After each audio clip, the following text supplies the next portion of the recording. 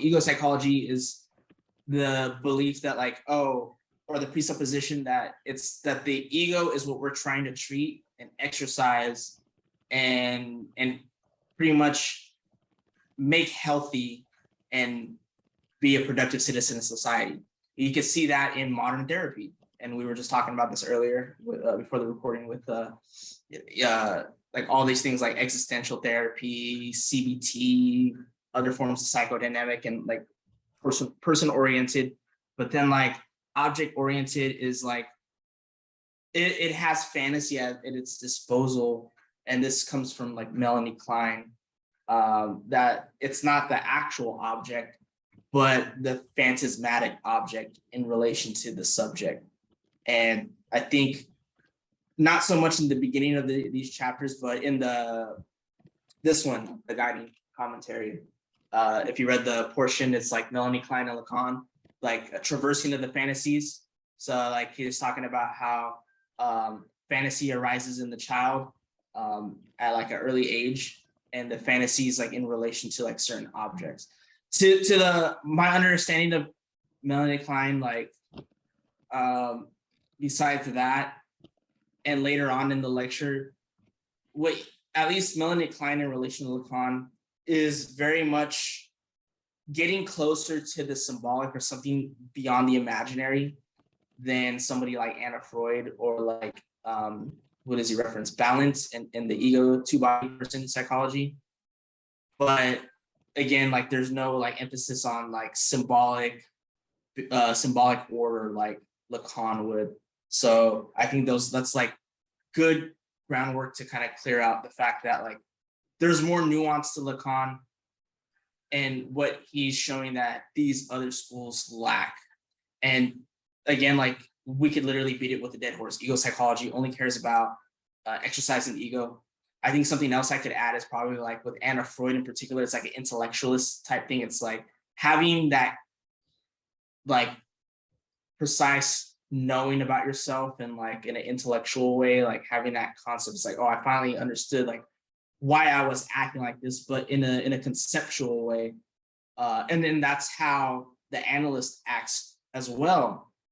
Whereas like in Melanie Klein, and I think it's probably because she was predisposed to, hysteria, or I think she was like obsessional hysteric, but she had hallucinations and all that. So she, with her patients, she has this more empathetic role. So she brings another element to that. And Lacan is, I guess, trying to stay to Freud, but he kind of like sees what she's working with and how to like listen and really engage with the transference of the patients. But at the end of the day, it's like we're returning to Freud because Freud has something to say. And he lays the foundations for this return in the essay in Cree, right? Function field. Yeah.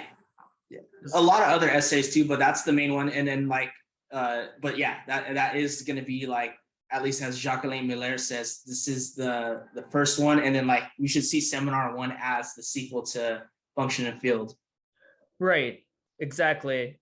I think that's exactly how he put it. And it's also his attempt to clarify certain aspects of function and field. Yeah. What really struck me was how at this stage, I think it's Colette Soler. I started reading her account of the Symbolic in Seminar 1 and 2. She says how so many of the mainstay concepts in Lacan have yet to be developed, but they might all be there in a kind of embryonic form, like signifier, signified. So his theory of, his Saussurian theory of differential signifiers, signification. Obviously, object A has yet to be invented. Yeah. He puts it, there's no, I don't think there's das Ding yet. And even the real, he mentions the real at one point, but I think it has yet to occupy the space of the master, right? And then like, because like the commentary work, like it's both 1 and 2, the death drive, which will be articulated in seminar 2, is situated in the symbolic. But later on, like seminar 11, for example, death drive it's just drive in general shares an intimate relationship with the real. And then even with fantasy, how like fantasy actually is like a buffer zone or something that protects the real. Like the real allows fantasy to happen, but fantasy also allows the real to be protected, because the seminar before, which was on anxiety, seminar 10, is like fantasy hides what is not there very much. So you think that there's something that is this amalgama, because he doesn't really use objet a, I think, until seminar 10 officially, or maybe or 11, but I think he might like start using it in 10. I don't know. Mikey said this, but I need to read through it. But in seminar 8, which is transference, he uses the term agalma, because with Socrates and Alcibiades, which he goes over a lot of the symposium on that one. Alcibiades is like infatuated by Socrates, like he's demanding his recognition and his love, and the agalma is like this, like not just the object cause of desire, but it's supposed to be the real thing behind the veil. And he's in love with Socrates because he thinks he has this thing that will initiate the love, but even fulfill Alcibiades' desire. And so like, this is like the fantasy. So that thing is not there, but it's only there because the fantasy produces it. But the fantasy hides the fact that there's really nothing there. But that nothingness, or this void in seminar 10, is this fundamental anxiety. Right, like our proximity to it is what produces anxiety. Right, so I know McGowan talks about this in McGowan and what's the other guy, Ryan Engley, right? From Y Theory. From Y Theory, in one of their episodes, I can't remember which one, but they talk about the influence of Hegel. I don't know if I'm saying it correctly. Kojève. Yeah, Alexander Kojève. Yeah, he's a big influence. Todd told us in the discussion we had. He's like, Lacan says that I have no master, but if I had to say I wanted to be Alexander Kojève, like he literally like not only attended his lectures, not only that, like almost every person, like every academic or philosopher popular in France back in the day attended Alexander Kojève. So it was like Sartre, Merleau-Ponty, Foucault, Derrida, Lacan, Bataille. Hippolyte was the other one too, but Hippolyte has more of an influence on Foucault, Derrida, and Deleuze. Right. No, I mentioned Hippolyte because at the end of the seminar, he's going to have a kind of back and forth. He pops up here and there in the seminar. Yeah, he's going to be very, very engaged in seminar 1 and 2. Because sometimes I read the seminar, I forget that this is a, I guess, stenographed transcription of people talking, and you're like, wait, where's this person coming from? It's like, this is a conversation that's being had.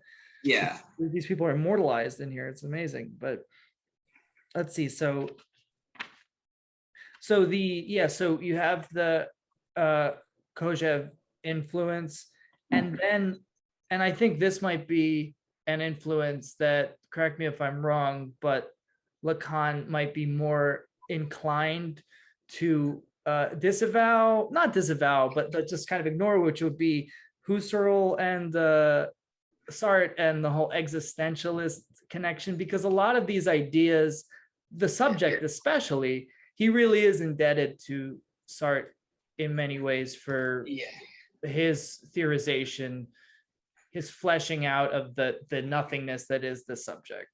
And to the most I think what's most crucial is like, I think he's indebted to start with like the nothingness of the subject, or like a self-reflected negativity. Also with hell is other people and the gaze, which I think he will use in the essay in the Logical Time. That's his version. And I think Elaine Miller says that in the commentary. But the main thing is like the gaze. That's where he like reiterates that. But the one thing that these existentialists don't really focus on, which is I think why he really had he was influenced by Kojève, was the desire. Because in the introduction to the Phenomenology of Spirit by him, he focuses on desire. And you'll see it's like desire is like the recognition of the other. But because of the nature of the ego, it's like this demand for the other, it doesn't get fulfilled. And in addition to that, I believe Sartre famously said the unconscious doesn't exist, so he didn't acknowledge the unconscious. I don't want to that effect. Yeah, like it's bad faith for the most part, but I think like also the problem is he just didn't really read enough psychoanalysis to really engage with it like Merleau-Ponty did. Observe speech phenomenologically, but we observe language structurally with what you mentioned earlier with Saussure and like the signifier and the signified. So the register of language is Saussurean structuralist, but the way speech operates in the session, we interpret it hermeneutically, like phenomenologically. That's going to correspond to this distinction between creative speech and then language, which is fixed, right? Yes, yeah. Brilliant.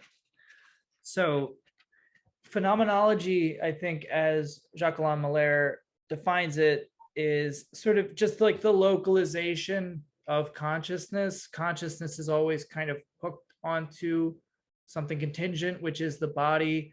So I guess put plainly, it's like we're always observing the world from a point of view that is contingent and informed by a contingent reality.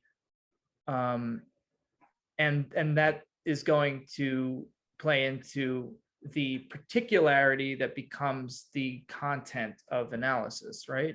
Yes, and for phenomenology and philosophy, like the main axiom is like from Husserl and Brentano is that consciousness is always conscious of something. So, and that would be the contingent thing. That's like there's no consciousness without what it's conscious of, what the object is in focus. And you could say reflexively that consciousness therefore is not an object among other objects. Yeah, because that's when it gets like kind of tricky. But we don't have to. I don't know all that much about phenomenology of it. And Jacques Miller said here that he's giving kind of a bastardized, condensed form of definition. But I thought I had never really thought about the influence of phenomenology on Lacan at this point, but it also has to do with just like, I guess, kind of throwing off the shackles of just maybe classic like analytic philosophy and just describing phenomena as it appears to you. Yeah, like continental, and then like analytical is just like propositions and facts, as things in the world. Like we have facts in the world. Right. Yeah. As opposed to, I guess, with phenomenology, it's like our starting point should be what, I guess what you said, what we observe. Yeah. Yeah. But not according to, there's laws necessary, but we work out from there. Yeah, it's definitely not from like a naive realism or naive like empiricism. It's definitely taking the orient. It's like it's going on like further with the Copernican revolution of Kant and like trying to see how we like experience the world through these faculties of like sensibility, intuition, and giving consciousness or subjectivity its due. And I think that's something that's what like this is how Dave says this, like all the French phenomenologists wanted to be the best at interpreting Husserl while engaging in the project of Heidegger and Dasein and being in the world, because we know Heidegger didn't use subjectivity. He wanted to get away from the term subject or self-consciousness. That's why his thing was Dasein, which was being in the world. But as far as seminar 2 goes, to keep in mind, he lets go of Sartre. Sartre has more relevance in seminar 1, but seminar 2, and this is because the day before one of the lectures that Lacan gives, Merleau-Ponty gives a lecture on phenomenology and psychology. Or no, it's like philosophy and psychoanalysis, but philosophy pertaining to phenomenology. But the key thing that, this is more for that seminar, but it wouldn't hurt to express this here, is that he sees phenomenology as being caught in the Gestalt, and that it has no way to really see the symbolic, or it has no method of approach towards the symbolic, because it sees the totality of images, the Gestalt, as the things themselves. But if we take the mirror stage, that's the Gestalt par excellence, like for the ego, and it's a misrecognition. There's no truth to be known, like not just as it is, but like something to be known as it's an error. And the dialectic comes in. It's like the truth comes from the error, the errors that the ego makes, because the ego is always going to be an error. It's always going to be a failure. Why? Because, well, let's take Kojève's desire. The ego is trying to desire or demand something. This desire is unconscious, but it's demanding the desire from the other. But yet it can't get it back, because and here's where phenomenology of speech comes in, is that, and I think you said it as like evoking or this creative speaking, rather than speech trying to relay a message or to create meaning, it's trying to, or to pass on meaning, it's trying to create a listener for some message of recognition, for desire to get its demands met and satisfaction. And this is where in the function of field, he says that speech is the vehicle for language, that these symptoms of the ego, so he'll use the term symptoms there, that symptom, so he says symptom is structured like language, but then later on in these seminars, they'll say desire is structured like language. So it's like he's working through these stuff. So it's like, it's not the unconscious is structured like language, or it's not the fact that desire is structured like a language, but it's symptom right here. But you'll see in the beginning of seminar 1, when it comes to the ego, we got to say, Freud said like the ego is like a problem. It's not like, the starting point of like what we need to fix, what we need to make healthy. It is a symptom of the human condition. And the symptom is structured like a language, but a language that evokes, and it has its witty ways of doing so. You just said that Heidegger doesn't have a concept. He does not like. So no, he doesn't have a concept of subjectivity, nor will he use subjectivity or anything similar to that.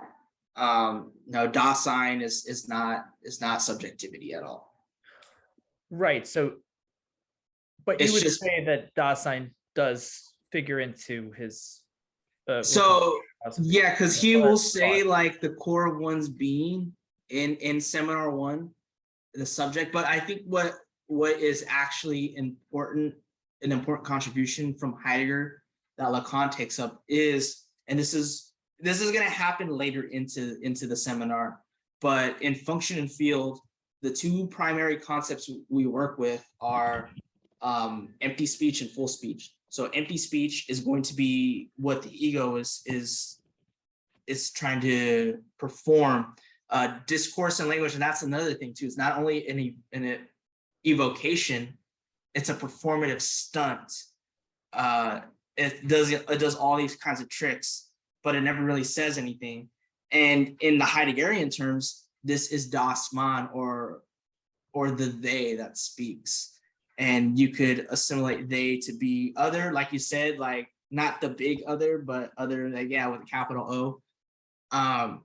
And it's a mediation between the discourse, but also it is in this dialectical process of negating, and it is resistance itself, but it's negating any other form of identification, or just affirming what is part of the subject's history, which comes up from the unconscious.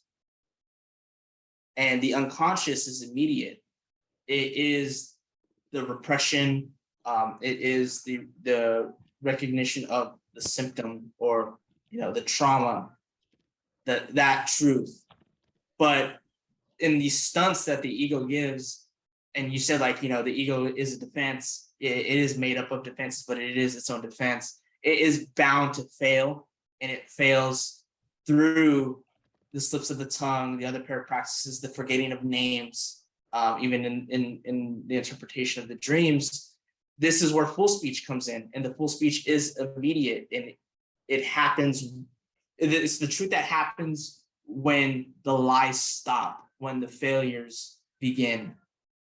Right. So to that end, would you say that Heidegger's concept of Dasein, and I think Miller would say so, like, informs Lacan's understanding of the subject of meaning, in as much as it's like a subject that is coming into being through speech? Yeah.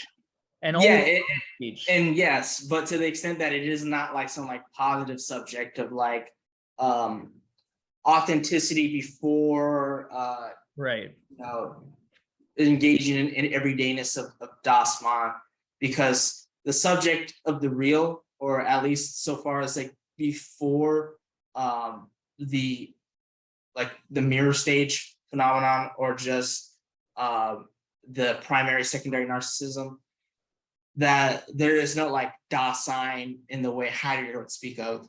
It's libido, just a bunch of libidinal drives that are trying to get immediate gratification. The mouth drive, anal drive, genital drive, right, because the baby needs to eat, the baby's crying, the baby, pisses and shits. So this is just like pure libido drives.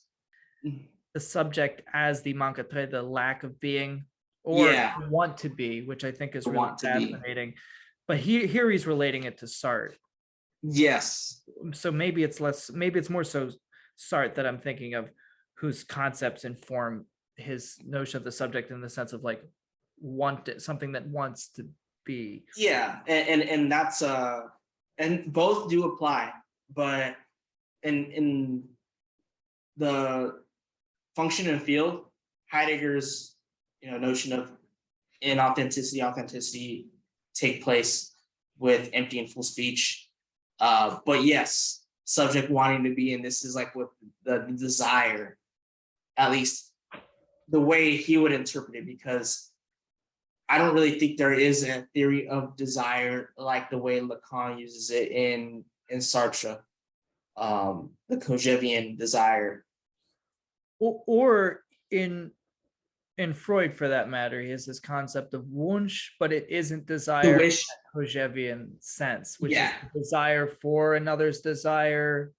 All of those different formulations of it. I don't know which is which at this point, but the desire of the other, desire to be the other, all of these different sort of algebraic relations to desire. Yeah, it's not explicit in Freud. However, I think he tries to like point it out that there was something there with the transference of Dora, and the demand for the father's love, Herke. So in a sense that I think he kind of points out that there is kind of something alluding to that, but it's not as explicit, because you're right, it's just the wish, but there's no like theory of desire, nor an articulation later on with the Matthews of like the graphs of desire. But even that, like what's the other one? I think it's in the beginning of this, not the beginning, but I think it's in here. I know it's in couple of the other seminars prior to that is Schema L. Yeah. Right. And that is interesting. Schema L is interesting, and Colette Solaire is going to talk about it in her introduction to the symbolic order, because that also sort of prefigures a lot of his math themes later, and a lot of the charts and graphs that he's going to use, which is another thing that doesn't exist at this stage in his thinking. But yeah, I guess it would be prefigured in that. It's like that really is the kind of the matrix of his whole thought system. Yeah, and so you really see like how all these, like he's using all these figures and then working backwards to understand Freud, just to like move forward for his concepts. That was another thing that's really fascinating, and it's going to take us far afield and ahead of where we are at this very preliminary stage. But I had never really thought about object A the way Molaire described it, as the attempt to resolve this question of drives and signification and to tie the two together. Yeah. It's interesting because I told you about this book I'm reading, Jouissance by Darian Leader, and he very categorically claims that it's a problem and it hasn't been resolved. This idea of the subject who is subject to, tortured by, caught up in the machine of language, and then the subject who is essentially the ellipsis or the nothingness, and that he very categorically says it's a problem, there's no resolution, it hasn't been resolved, these are two definitions. But object A seems to be his way of tying Freud's theory of the instincts, and maybe to a lesser extent the drives, to his theory of language, to Lacan's theory of language and signification. I think that's pretty much right. Yeah, I thought that was really, like, that definitely put into perspective object A. But at this point, I guess he hasn't. I don't know. He's still working with these two definitions of the subject, however, right? Yeah. So and the thing is like the subject is being articulated in the beginning of this because and I think this is like credit to Mikey.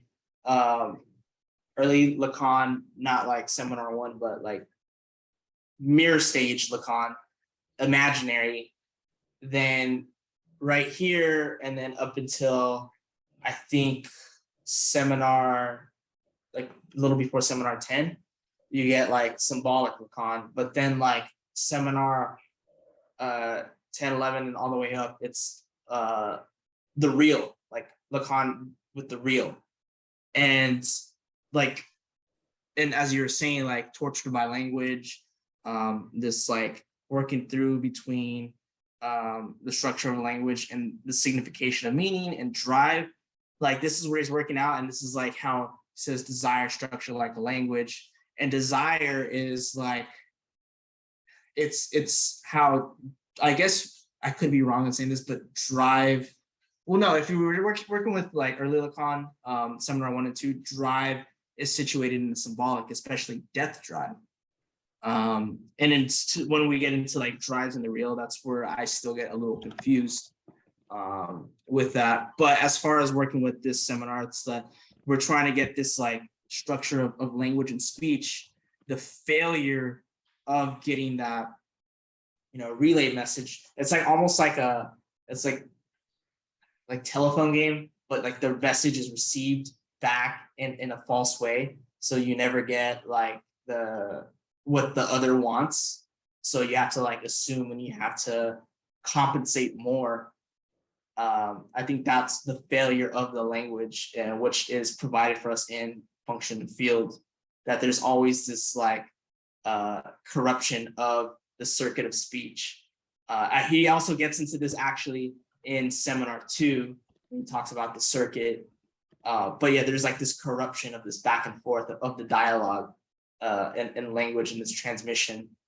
So I think that's what also attributes to that. And again, if we take for the fact that, not for just the fact, but like the interpretation, the phenomenon of the ego, because that's the main thing. Again, we're not looking at ego as substance or as like a given or in the way philosophy would, or some presupposition. It's that the ego is this phenomenon that occurs when it's speaking.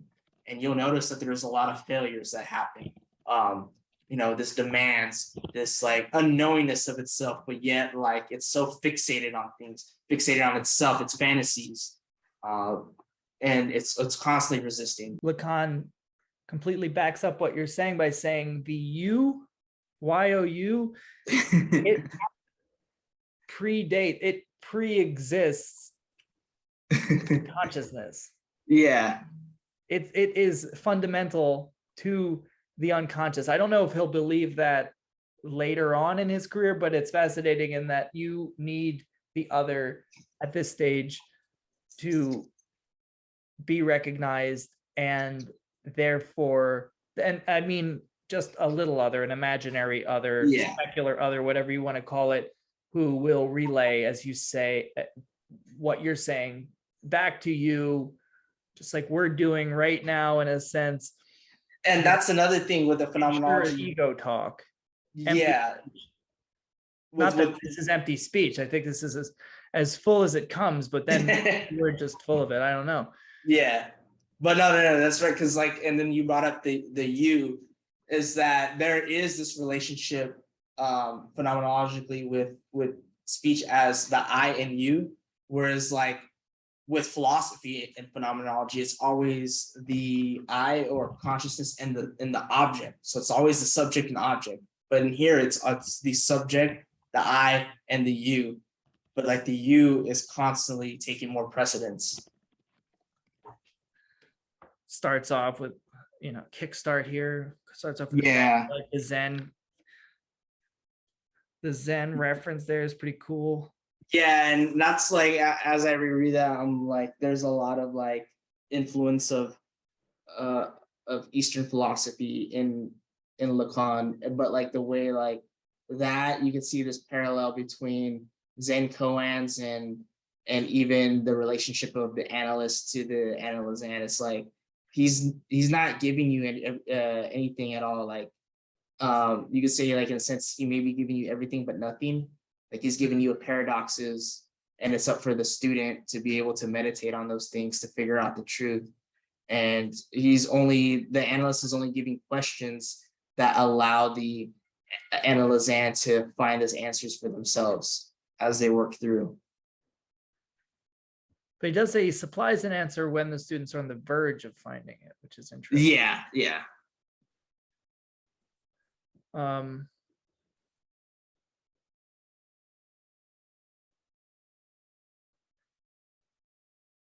So this is your moniker, Dialectical Psyche. So yeah, this is one of those words that's it's thrown around so much.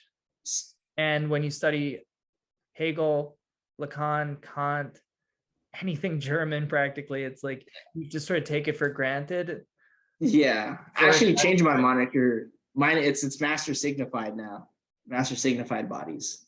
But on Facebook, you're still... Yeah, I tried to change it, but I don't know why, like it wouldn't sync up.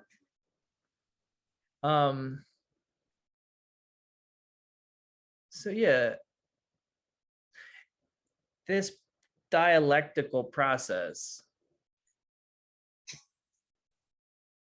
is it the dialectic between the subject and the ego? So you could take it as like what I was saying earlier, like the dialectic, meaning that there is the contradiction of the ego and the fact that its determination doesn't lead to a positive result. It leads to a failure. But within those failures lead to the truth or the reconstitution of the subject.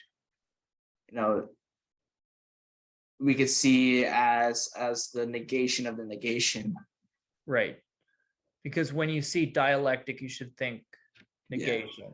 Yeah. Don't think of it as like thesis, antithesis, synthesis. No. It's not the positing of any measurable contents in the No. world. It is a And- process of sublation, right? It's a process. yeah, it is. Yeah, sublation. Yeah, negation of negation is sublation. But the funny thing is that Todd will say like when when Lacan says this is my most Hegelian moment, or this is something that Hegel said, he's his least Hegelian. He's more Kojèvian right there. But when he is not referencing Hegel, he's his most Hegelian, because you have this like skew. It's like a productive mistranslation of Hegel, but I also think it's mainly something unique that Kojève does, where he uses thesis, antithesis, synthesis, even though that's not the three structured framework, or even you could say Hegel doesn't have a three structured framework at all.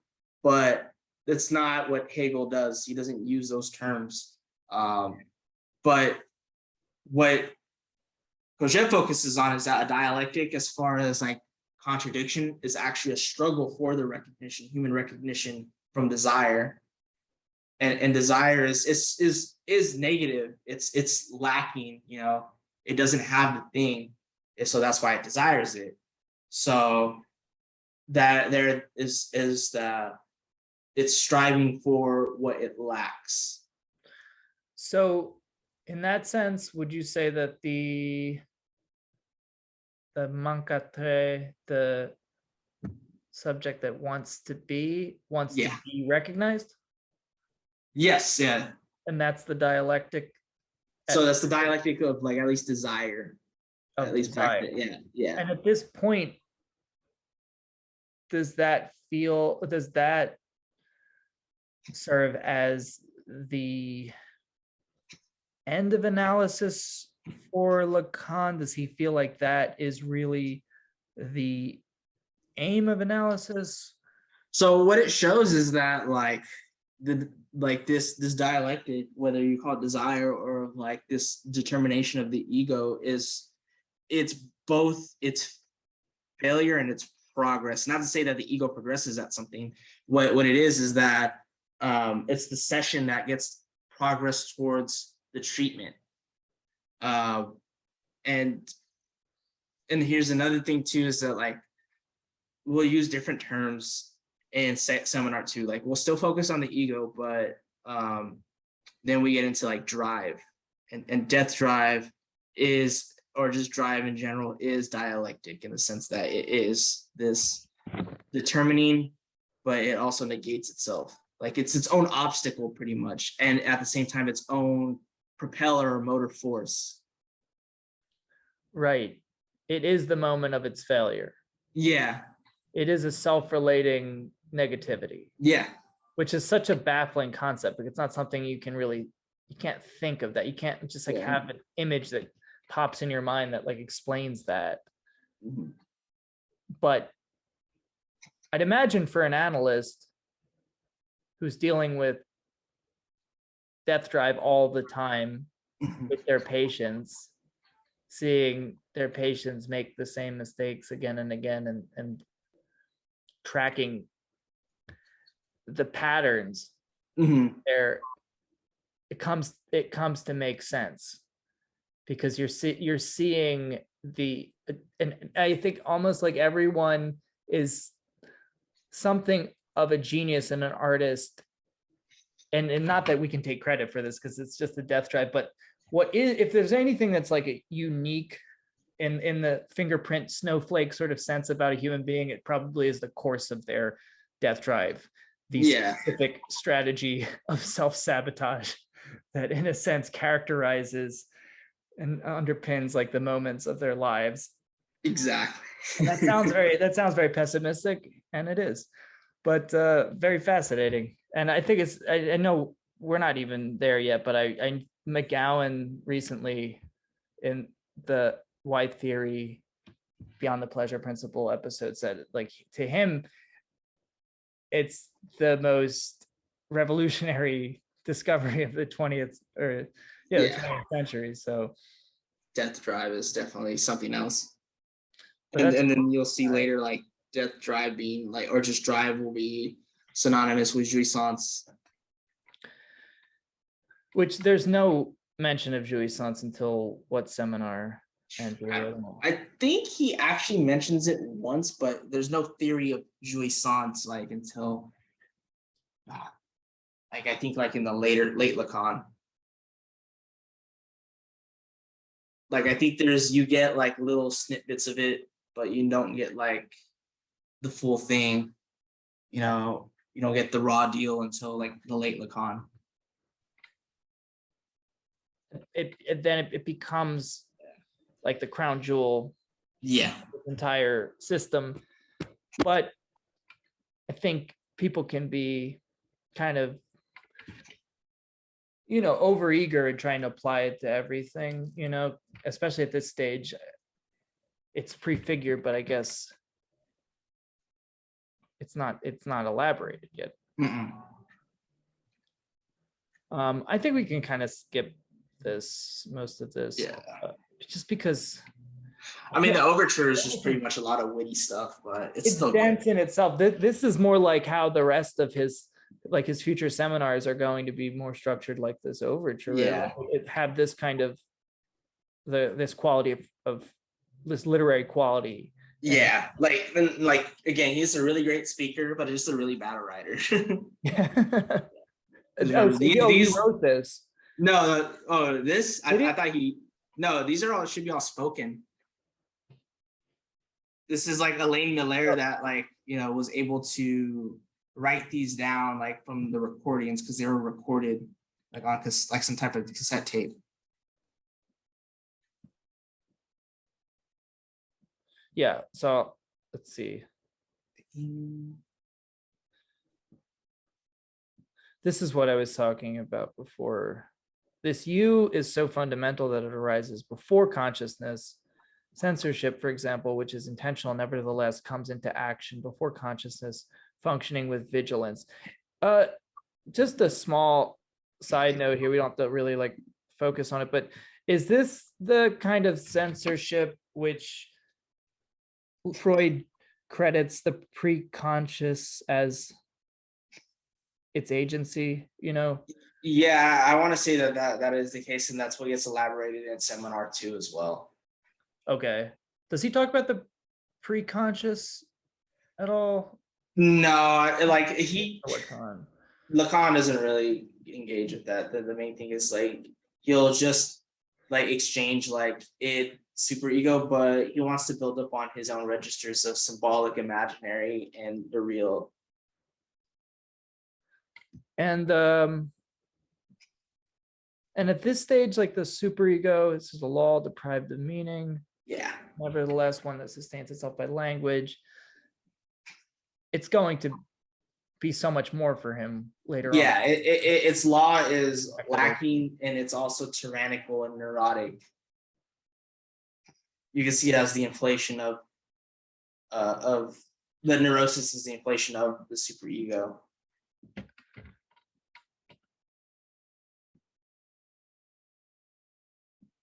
It's and the one thing is you always hear it's superego is a categorical imperative, in similar as Kant, the goodwill or but no, this one is a tyrannical one. Okay, right.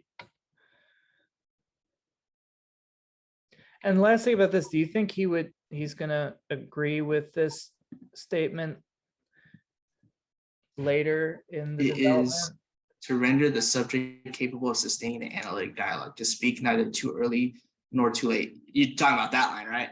Yeah, it seems a little optimistic for Lacan. I think right there is I think he would still use that, because it's the goal, or at least the goal for psychoanalysis is so particular. There's no universal thing, so that's why it's some can interpret it as either optimistic or pessimistic, because then he'll say in the commentary on Freud's technique that it's the science of the particular.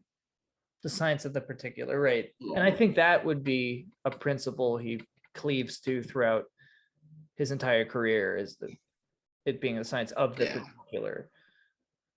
Even though I noticed that Miller, he gets a question about ethology and animals, and he ends it with like, if you want a debasement of humankind, look no further than Lacan. Basically, he says, he gets like, he's very sarcastic later in his career. So I thought I think going back to that, the subject is neither speaking too early or too late is like the equivalent of like the subject being like the one you ever take an audiogram where you're like just waiting for the beep and then you have to press the button, but you're not sure, like, because you heard it so long, it's so repetitive, you're like, did that actually happen or did I imagine it? And you either press it too late or too early. Let's see. This is the way he starts this off is just hilarious. The fun is over. Over, bitches. Like, job is done, son. I am the manager. That's this could be the overture right here. The fun is over.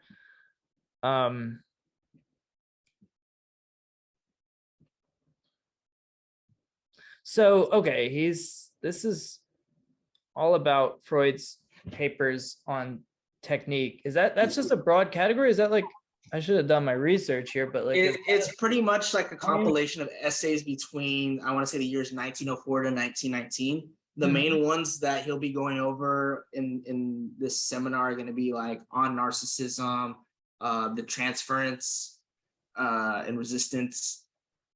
There's a couple other ones. I know he references like theory of sexuality, 3 theories, in contingency with narcissism, but I don't think that is a part of the Freud's papers. I just know it's like, it's not like this like unified work. It's a compilation of essays. Right. Yeah, and you'll have like various theories of like libido, and just techniques, like overall, like the understanding slips of the tongue, the resistances. So yeah, I guess he feels like the real meat and potatoes of Freud's entire system. Yes. And then every other work is like the application of the papers on technique. Like, we should see the papers on technique as the manual, and then everything else is like the applied. Right. Okay. He'll say like he'll say like in this chapter, like interpretation of dreams is all technique. The case studies on hysteria, examples of technique. But later on we'll elaborate what technique consists of.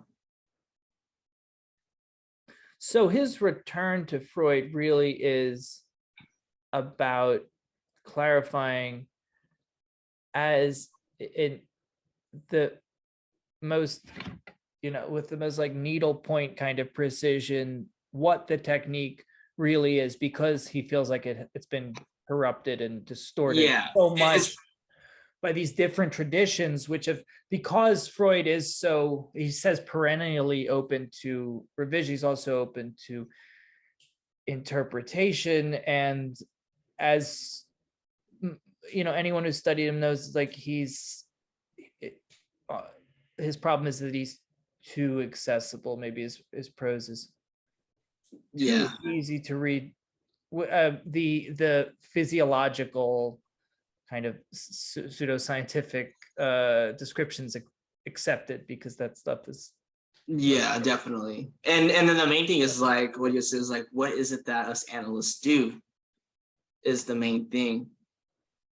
And like going back to like just kind of referencing off the commentary from Miller, is like, we got to see that Lacan, like, even though like now like he's used in continental philosophy for theory, like because of like the way he interprets subjectivity, but he's not a philosopher.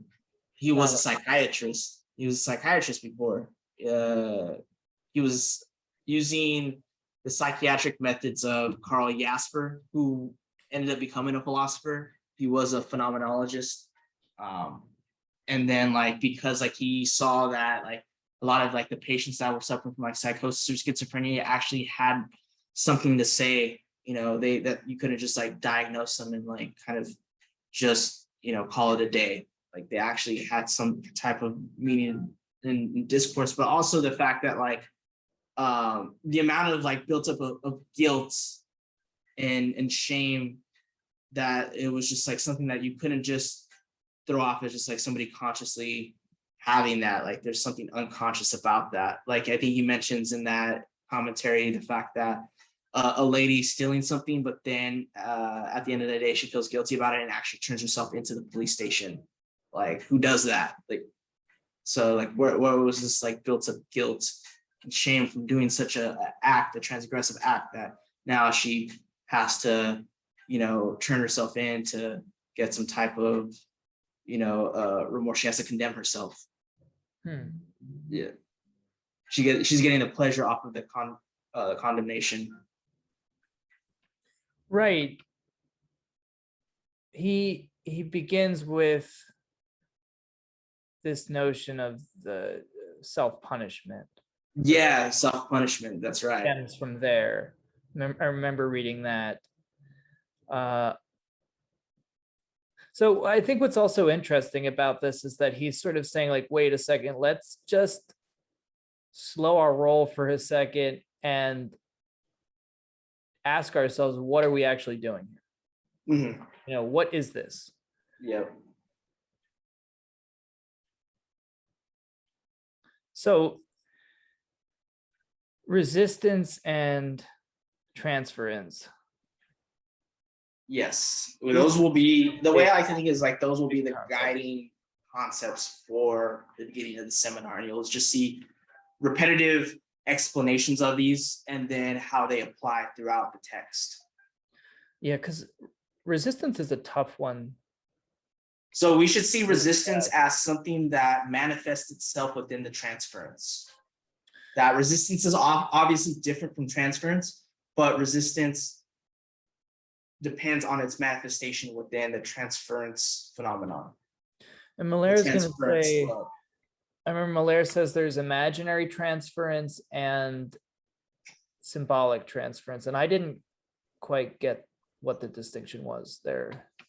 Well, the imaginary means that there is like a transference happening at the plane of the two egos, you know, the right. Whereas the symbolic, now this then evokes the concepts of like ideal ego and then the ego ideal. So you could see it's like the imaginary transference happening to where like maybe trying to give their best self towards the analyst, and whereas like the imaginary, right, it's the ego, but there's also this aggressiveness. There is a resistance to that. So that's where you see the level of love and aggression. And you can see this, like, this is like that cliche saying, there's a thin line between love and hate, right? So take it like that. That's where you see these type of emotions happening in the resistances and transference as far as in the imaginary. And the symbolic, I would see as like ego ideal transferring in there. It's like, I'm like, you're in this intersubjective relationship, but you're trying to see maybe this subject supposed to know within this symbolic thing, or right. Symbolic desire. No, and that's really fascinating, especially because at the imaginary plane, we have, as you said, this relationship that's sort of characterized by vacillation between love and aggression, love and hate, whatever you want to call it. And it's sort of, it goes back to the mirror stage, and it's like I see myself in the reflection of the other, but also you've usurped my place. I belong there, you're where I belong. And it's almost, so it's at one point it's almost like, yeah, love and hate are sort of the, just to be a little poetic here, almost like the same thing, you could say. But I had another thought, like, well, what's really interesting about this imaginary relationship, and it's gone. But oh no, I know what it is. The thing that's really fascinating, and it definitely clarified the whole idea of the signifier representing the subject for another signifier, is that the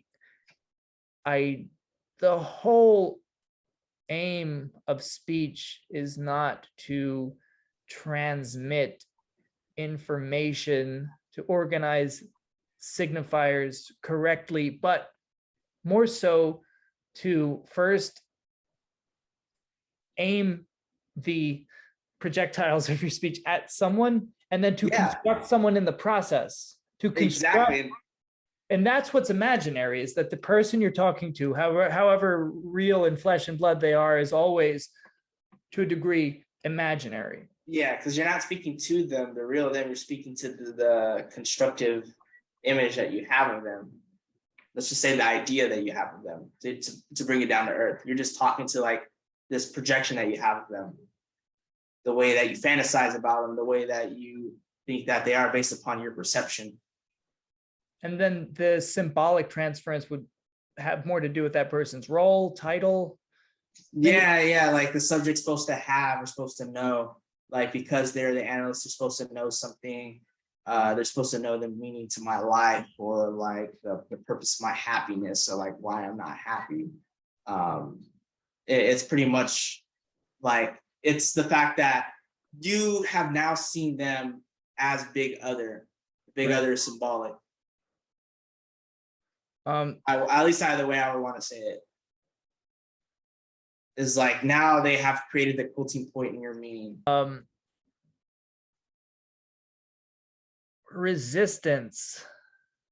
Yes, that's where we left off at. Well, we left off at like distinguishing symbolic transference and imaginary. But as far as resistance, it has its relationship. We should think of it as having its relationship with the transference. You know, it's like soon, and like you'll say, is like the closer that the ego gets to reconstituting the subject, the greater the degree of resistance will be, or at least the conditions for greater resistance. You know, this is always possible. It's always at the corner. It's always around the corner. My question is, if the ego is a defense, can we say the ego is resistance in a sense, or is that overextending it? The ego. No, that's exactly what it is. Yeah, and in function and field, it's like a conglomeration of like resistance, aggressivity, and frustration, and even regression. And so like, and here's the thing is, he says aggressivity, he doesn't say aggression. He says, I want to distinguish between aggressivity and aggression. He says aggressivity is not aggression, for the fact that an animal will show aggression when you take its food away when it's hungry. But what aggressivity is the fact that, like, and I think you pointed it out, like with when we were trying to give examples of like the transference, it's like, you're in this position that I feel like I should be. So there's a resistance right there. It's like, you know, I want this, but you have it. Now you put me in a position where I feel lesser than you. So it's envious, jealous, resentful, and it displays a sort of, and let's use the term aggressivity. Its aggressivity is displayed in like some type of phantasmatic manner, but also in a way where it's like, it's trying to bring some condemnation while trying to make you feel good at the same time for the position you're in. And he uses some weird saying or phrasing of it in function and field. It's like the fact that like you are made a slave from your work or some shit like that. Like that's like his example of like aggressivity, or his definition of it. So, okay. So the distinction you made there is, when we think about everyday aggression, you think of an animal growling because you're close to its mate or food or whatever. Yeah. And like aggression would be like, you know, somebody cuts you off, you're like, fuck you, or whatever like that. But that's not the same as aggressivity. Right. Aggression, we think of as the prelude to potential violence. Whereas if you're thinking of where aggressivity, I guess it could be in certain manifestations, but if you think about, I don't know, like could a manifestation of aggression just be like you go silent when you feel less than in a certain situation. Yeah, like it's Embarrassed. really the disruption of the fantasy. Because again, like you said it, when you asked, like, is it safe to say that the ego is resistance? Like, yes. And like this goes back to like in Function and Field, where he says like, the symptom is structured like a language. Well, then you'll say like the ego is like a phantasmatic machine, producing machine. It is a fantasy. And you can see the fantasy is like trying to enjoy something, but like it has the ability to be like obfuscated or disturbed. And when this disruption occurs, that's where the aggressivity takes form. And yeah, like something simple like that. Like I go silent because like I felt embarrassed. I was caught off guard. Like my whole reality is like ruined. So My whole self-image. would you say, okay, so we know that resistance and transference go hand in hand.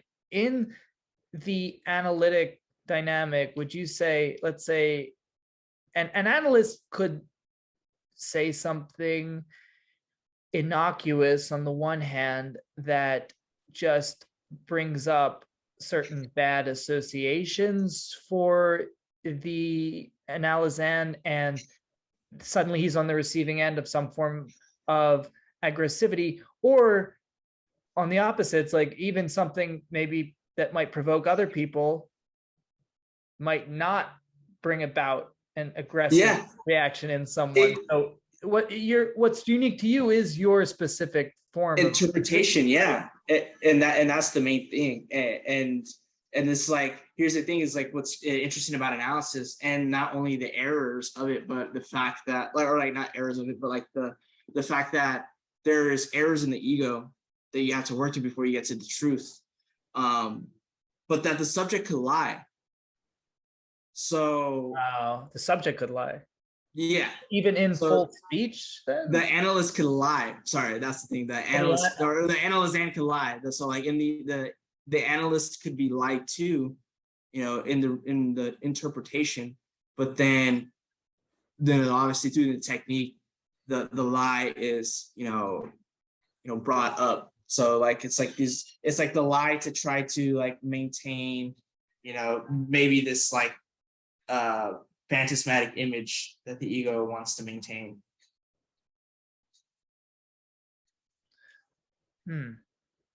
Right. You're saying the analyst has the license to lie in a sense. No. The analysand has pretty much the ability to lie. Sorry, it's the analysand has the ability to lie, but it's the fact, like when you mentioned that in this interpretation, the analyst maybe says something and it could trigger some type of aggressivity that the analysand gets to lie or react angrily, like, no, why would you say that about me? Like, let's just be like crude about it.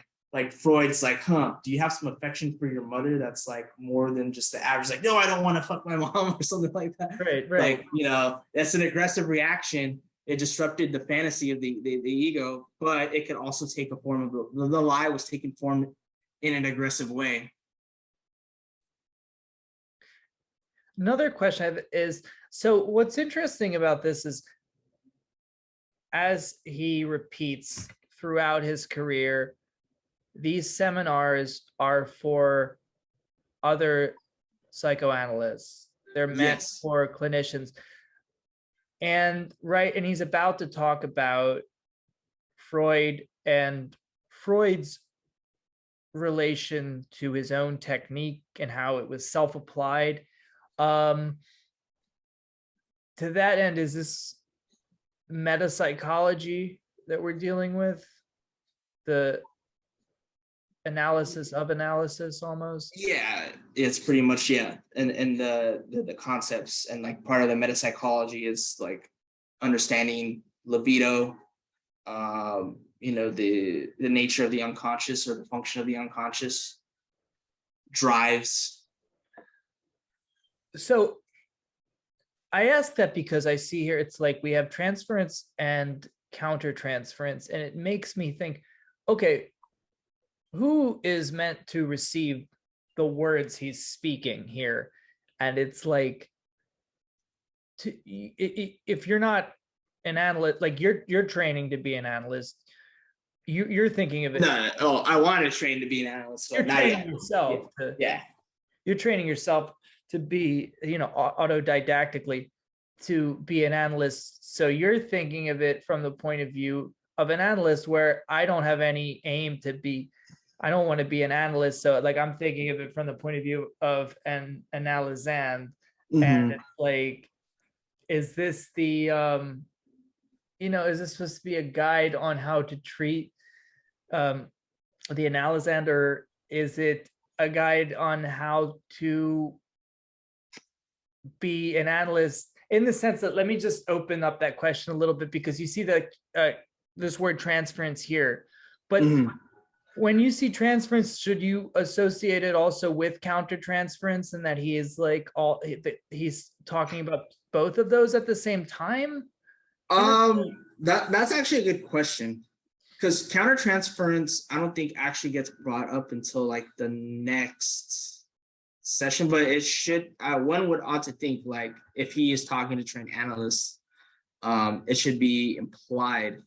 But to the degree of like how, well, I mean, like, they're all analysts in there with the exception of Hippolyte, correct?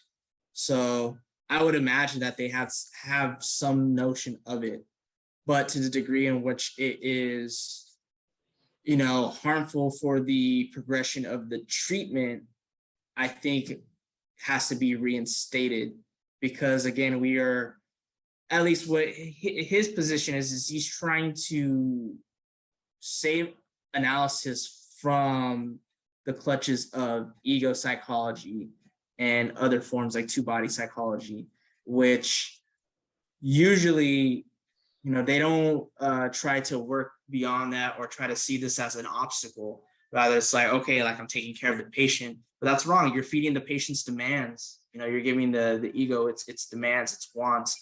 And like, the thing is like, the ego doesn't know what it wants. It only has demands, but never like the object of its demand.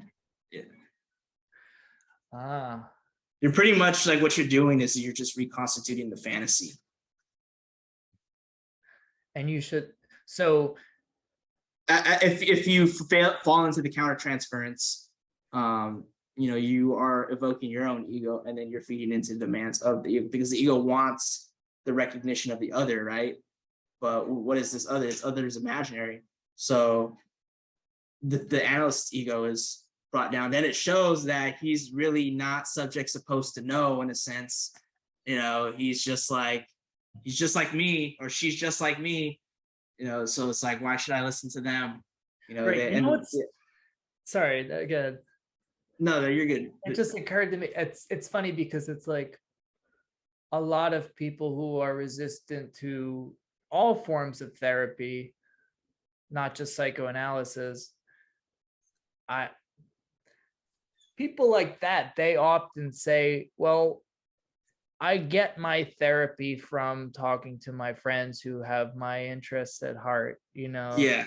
I work things out through them with their help, and it's like, no, but that's not the same thing. That's an imaginary relation that you have with that person. It's very difficult to convey that, but it just made me think about how. And the thing is, it's like, yeah, like, and this is a good question, because it's like, what shows the relationship of friendship, and how does it distinct from an analyst? Because you think you can give yourself, all to your friend, because you've known them for like this amount of years, you've been through this amount of like experiences, you've been through tough times, but they don't really know the way in which you operate, as far as like your speech, the way your speech breaks down and it fails, the fixations and the fantasies that are being worked through. You're not working through anything. It's just kind of like a back and forth, recognition. It's not necessarily a bad thing. I think that's a really good thing to also mention up on the side note, just the fact that, like, I've had this conversation with Dave. It's like, to what extent can, not only does talking, inventing to your friend differ from psychoanalysis, or psychoanalysis just differ in its aim and its function, but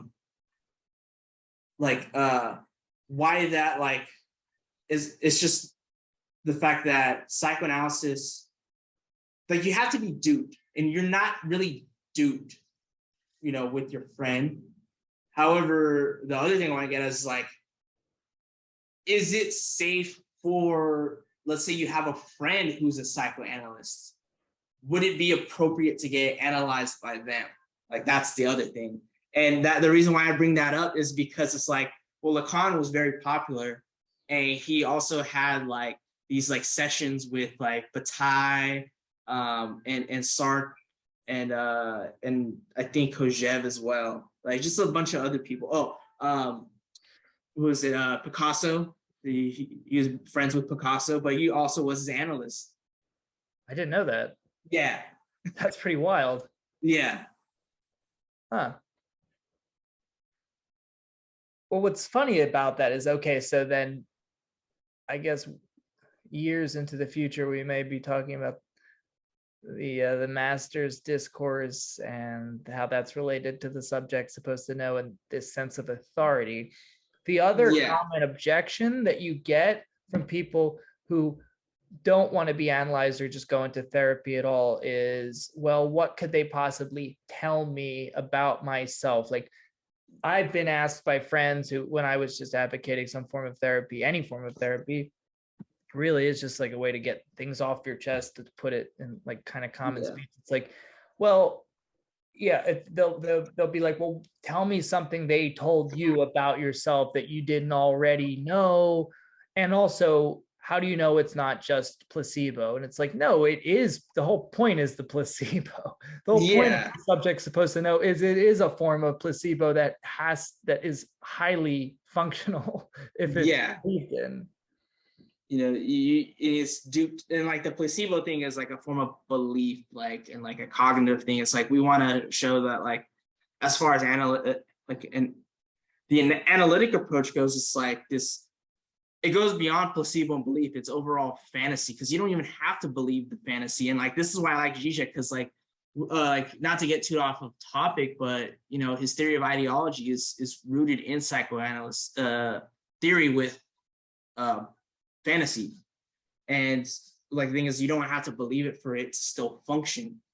You don't have to believe in your fantasies, but you fantasize anyway. Like the example is like the what does he say? Niels Bohr having the horseshoe on his door. Right. Like it's supposed to be like protection from spirits, like it wards off evil spirits given him by a shaman. But it's like, his friend's like, why do you have that if you're a rational scientist? It's like, well, the medicine man said that it works even if I don't believe in it. Right. Yeah. Or like comedy, like sitcoms with like the laughter. You might not think that shit's funny, but at the end of the day, you're like, oh, that it's still a funny moment. I didn't believe it was funny, but that's supposed to be a part where I'm supposed to laugh. I believe someone out there truly believes that it's funny. Yeah. And it's like when oftentimes I feel like, especially nowadays, and this is way tangential, but we more often bond with people over things we don't like than do like, and it's perfectly legitimate to do so. And I think part of that bond is that it generates an ideal of an ideal subject who would like this thing, and you can both beat up in a sense on that subject and distinguish yourself.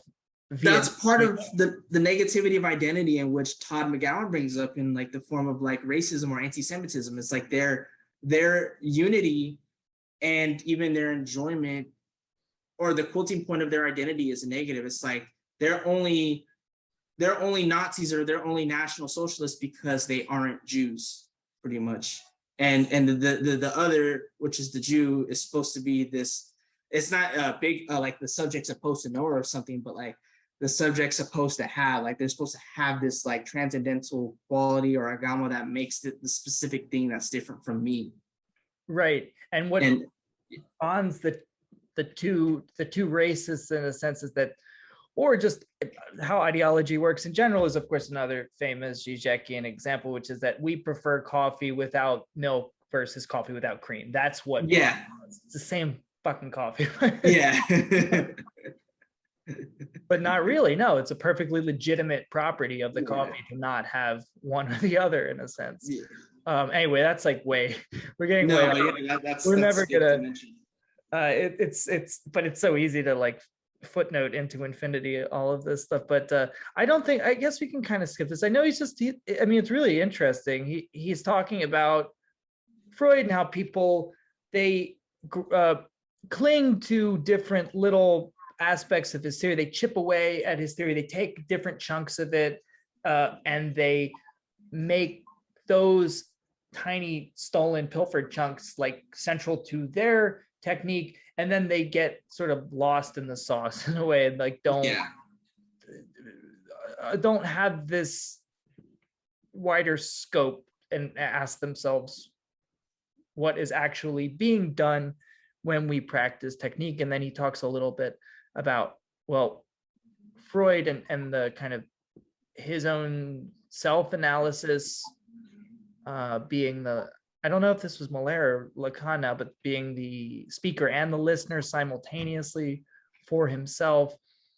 And yeah, I don't know if you want to tee off on that a little bit.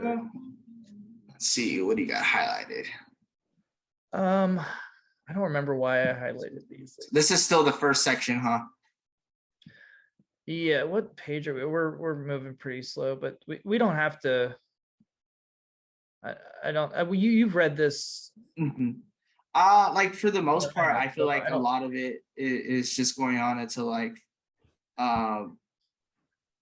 pretty much the buildup of why, like, what Freud was trying to aim at, and pretty much all this like is just him just going on about like the history of it, but it builds up into like the main thing. It's that we are looking at the subject's history or the subject's past. That's the main aim of psychoanalysis is the reconstruction of the subject's past in the act of reliving it, remembering, and creating a history of it. Well, let's hold off on that just for a second. That's big. Like that's the pivot of maybe the entire seminar.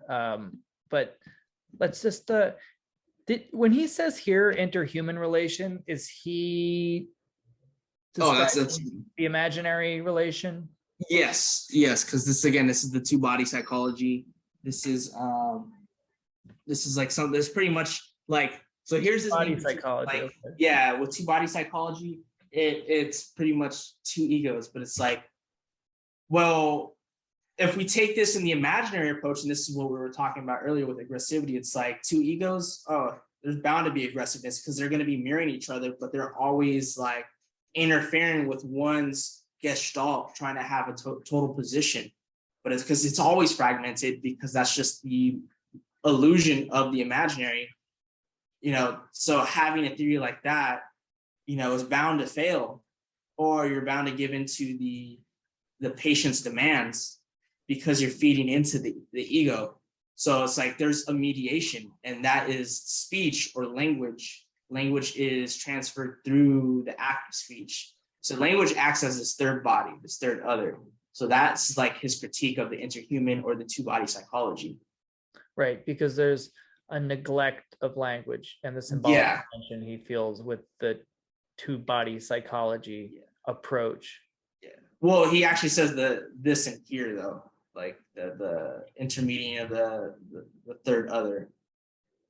So as far as the metapsychology goes, it only operates in the imaginary, as far as like, as they're only dealing with two egos. To Lacan, this is only dealing in the realm of the imaginary, because it doesn't take the register that he discovered through structural linguistics and through the works of Claude Lévi-Strauss, and that's the function of the symbolic, and how the symbolic order or language as this objective structure that doesn't have subjectivity to it, but is, you could say, functioning through subjectivity in the act of speech. Right. And like we kept saying, like, that the you is always going to be implied in the speech, in the speaking. so we're trying to speak to this other, but it's like it's guided by this third element, which is an objective speech, which it kind of sounds like, like like this, because you'll say that like the symbolic has this like not mind of its own. It's like it takes a life of its own, as like metaphorically speaking, and that's why it acts like a third. It's the law, pretty much. This is the superego, but the language functioning, or the language in and of itself would be, not the superego, but the fact that it functions within us. It's creating the superego. It is the law. Right. The superego as the sort of excess that's generated by the law that supposedly binds various meanings together. Yeah. But the insistence of drive ultimately kind of assumes that as its guise. At least we'll get to that later. But at least for now, it's like what we could really understand it in seminar 1 is the fact that it's like, for two-party psychology, it's really like this discourse between just the analyst and purely the analyst and just two egos. But what Lacan is like, well, when the analyst is speaking, it's not that they're speaking. I want to know who is speaking beyond them. And so that's where this third element is. It's like the language, but of who. It's definitely not the ego. It's the demands of some other. What occurs to me is that in something like two-body psychology, or all of the different forms of ego psychology that he's decrying, the ego is, in a sense, if it's a misrecognition, then this is a misrecognition of a misrecognition. Yeah. Which is based on. That's the like aggressivity of it. It's just like, you don't have really a framework beyond that, like beyond ego. That and it focuses on trying to heal the patient and not to guide the treatment. But at the same time, they will resist the more we go through with the treatment. And it's like, okay, like now they're resisting. But if we feed into the resistance, then we are pretty much hindering the progress of the treatment because we're meeting the patient's demands. We don't want to guide the patient. We want to guide the treatment. Yeah, because then you're falling into the seduction of the ego. And what's fascinating about that is that you keep saying demand as the function of the ego. Yeah. That of demand, which is really, really interesting, as opposed to desire. Yeah, you should see it as demand. And there was one other thing I wanted to say. It's this idea that, as Molaire breaks it down very digestibly, it's like this idea that the signifiers we use are directed towards a subject, a someone, before a what is even involved. Is the analyst, in a sense, when they attempt to summon a subject behind the ego, is it also like a construction? Could you call that a construction of a subject, or is that maybe in terms together?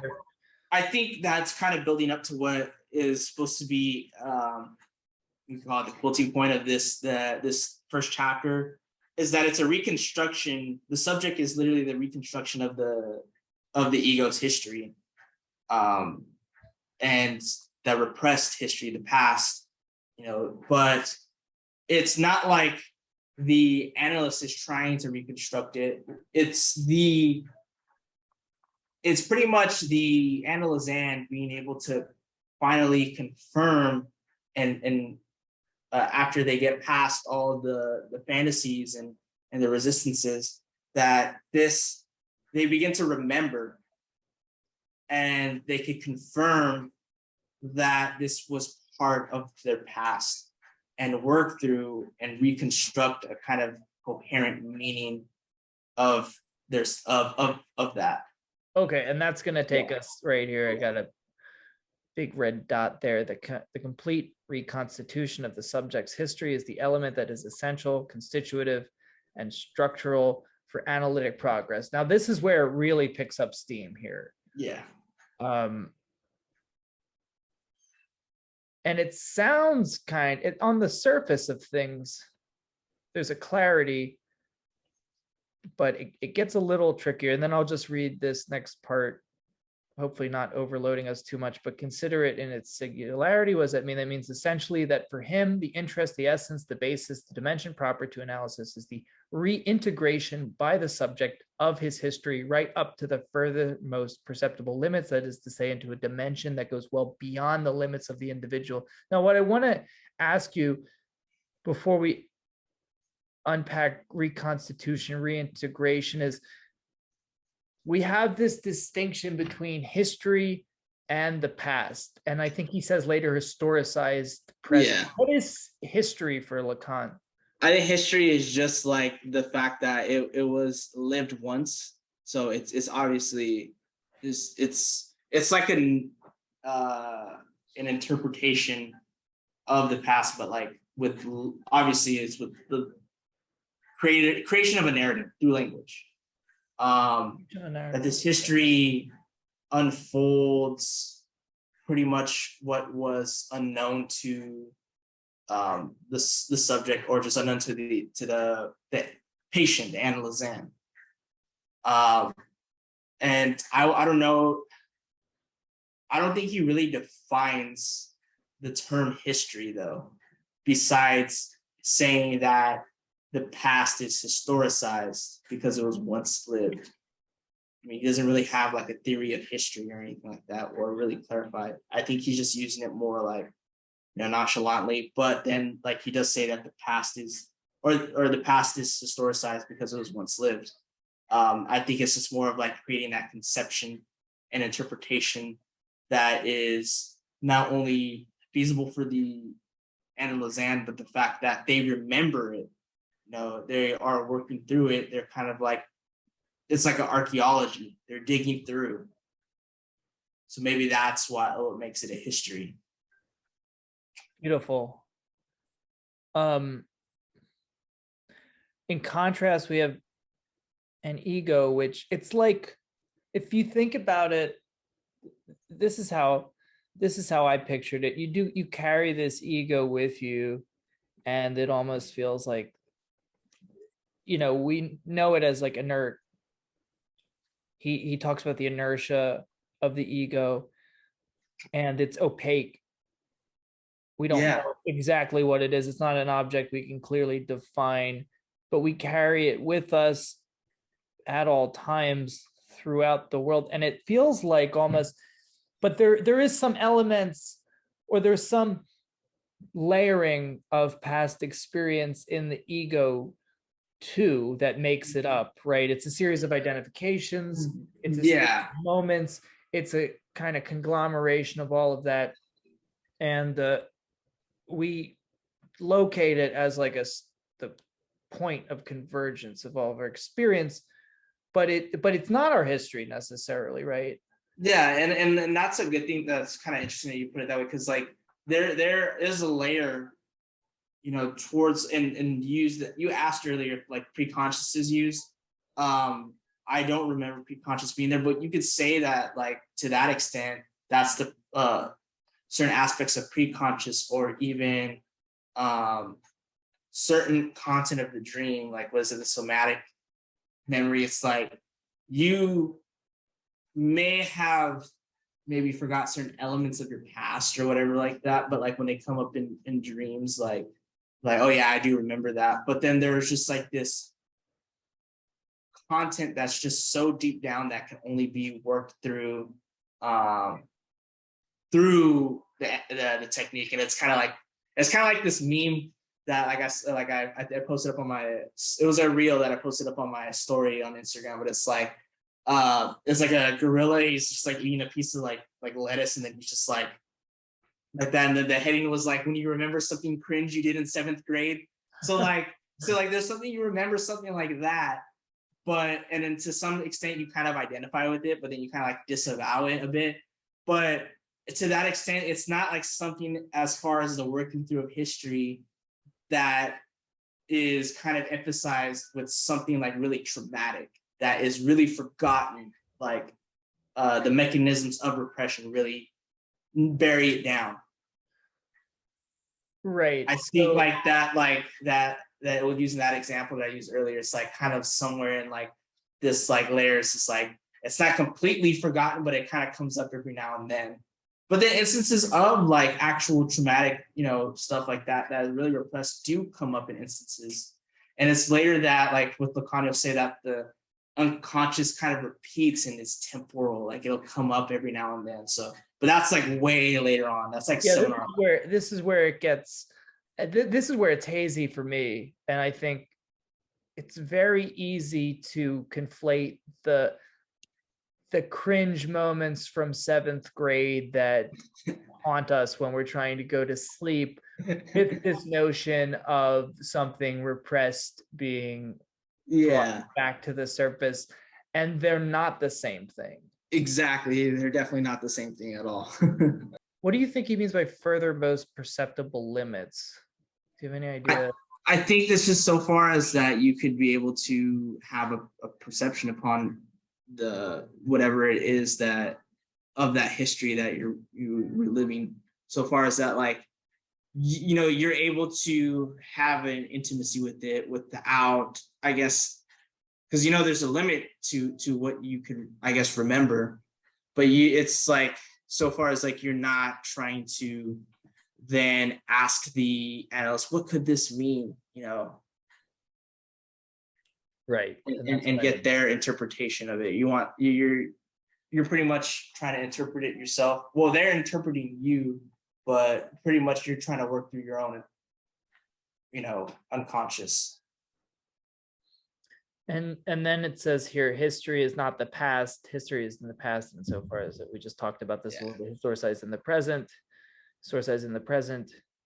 because it was lived in the past. Yeah. I like that. Yeah, that was a pretty dope line. Yeah, that's a bar right there. Do you think it has anything to do with the fact that the unconscious is timeless, but maybe these that's right. Moments, do they act as sort of like benchmarks for our sense of time, or subjective sense of time, how we experience it? I would say so, yeah, because that was a good point. Yeah, because the unconscious has no sense of time, and it's like, and it just like then you get this, and here's the thing, because it's not brought up here, but to understand this like working through the concept of the unconscious, Lacan will later bring up that it repeats itself in temporal moments. So there's like this temporal aspect, but at the same time, like it is also present. And that's like maybe the dialectical bit, because then you're working out what is the unconscious, right? Structure like a language, but then we have also, it is a theory of drives as well. That's exactly what came to mind. So what's so baffling about the drive might be what makes the unconscious so inscrutable, because you need to grasp this notion of it doesn't belong to time, but it shows up in temporal moments. So what you're saying is like a timelessness in time. Yeah, like it's just that's the dialectic. Again, there is a dialectic. There is a contradiction. There's that split. The stress is always placed more on the side of reconstruction than on reliving, in the sense we have grown used to calling effective. Yeah, I was thinking about that like I think a while back when I was still working on the channel. So like and here's the point about even the point is like, yes, like we have to reconstruct it, but also when reconstructing it, there's this affective element, and I think that is the thing that I forgot when I was trying to explain to you. But I'm glad that you stopped on this, because this is a good point. is the affective relationship of it, like the feeling, the things that are brought up. It's not just like memory, but affects. And the way that, and so I go through analytic sessions right now, but it's not Freudian or Lacanian, it's Jungian. I go through a Jungian analyst. However, there is the same elements of working through complexes, and that certain memories have affects. And when you're reconstructing the meaning of yourself and your past, that there is that affective element of it that's being brought up, that emotional charge, not just the intellectual meaning of it. So the importance of it is that affective element. What arises, and this is the difference between Jung and Freud and Lacan. Is one is libido, is for Jung, it's psychic energy and psychic transformation. The other one is sexual. So this other one is just like kind of, for us, it's like, for Lacanians, it's like, I guess, kind of this affective relationship of remembering that the past, and like as close as you get to that primordial misrecognition or the mirror stage of the point of your real, the realness of the subject, not like this realizing true self thing. Masterfully explained there. Yeah.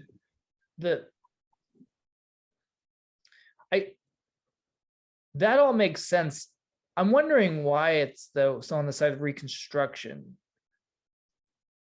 Well, let's read this next sentence, actually. The precise reliving, that the subject remembers something as truly belonging, of being lived through, that is not what is essential. Well, I guess let's think of it like this. It's Reconstruction in the sense that, like, because what we were saying earlier about like the remembering cringe stuff, in a sense, you're always constructing your past, but it's always through an imaginary way, and it having some type of significance through some type of symbolic other, your ego ideal versus the ideal ego. But now you're reconstructing it in a way that is beneficial for the treatment and analysis. Right, because then he says it's less a matter of remembering than of rewriting history. This isn't like the memory palace sort of exercise, mnemonic that people have, where it's like, well, did you remember everything accurately based on the placement of everything? That's what I say. That would be precise reliving, where it's like you have a perfectly accurate rehearsal of everything that happened, right? That's like, I think that's what he means, maybe. Mm-hmm. And if the affect is actually elicited through